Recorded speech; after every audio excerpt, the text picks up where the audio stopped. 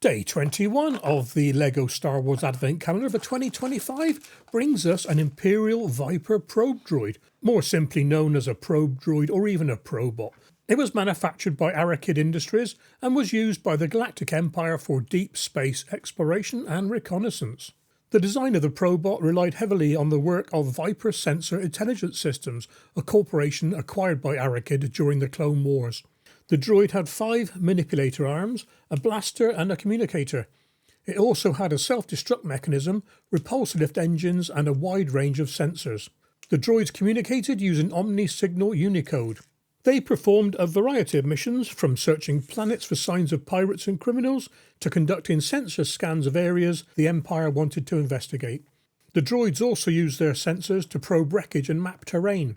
They were equipped with powerful transceivers, which they used to relay their discoveries to Imperial-class Star Destroyers and intelligence outposts for further analysis. Crab-legged and spider-eyed, the Viper probe droid was an improved and refined version of the Prowler 1000 Seeker droid. Lightly armoured, it measured 1.6 metres in height. The high-resolution receivers and sensors covered the dome head. They included motion, acoustic, sonic and seismic sensors, a radiation meter, a magna imager and a holocamera. It also had an atmosphere sensor capable of determining a planet's atmospheric class. One of the 5 arms was high torque and there was a floodlight on its head. The repulsor lift engines carried the droid across the terrain at up to around 40 km an hour, and they were delivered to their targets in a single-use, custom-built hyperspace pod. The Viper Probots in service with the Empire were upgraded under the direct supervision of Darth Vader, and they featured a blaster cannon, a self-destruct mechanism, and in some cases deflector shields. These armed probe droids form part of the security and defensive force of various bases across the Galactic Empire. Following the evacuation of Yavin, the Empire commissioned thousands of probe droids to scour the galaxy for the hidden Rebel Alliance bases. Vader himself personally oversaw the project from the start, visiting the manufacture facility and assigning ships of his Death Squadron to deploy them into the far reaches of space. The overall military and political goal was to pin down the elusive and mobile Alliance High Command, but Vader himself was obsessed with hunting down Luke Skywalker.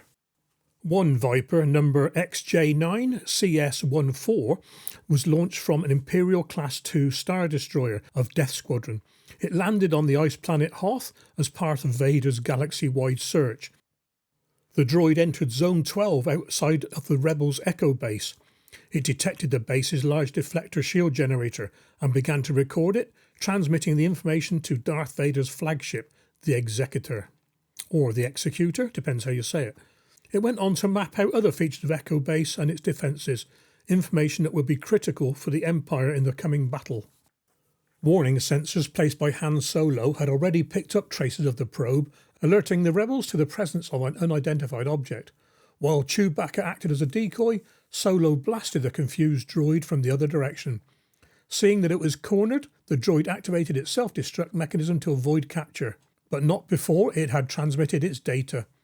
Death Squadron proceeded to Hoth and launched a full-scale ground assault, which occupied the base and scattered the rebels.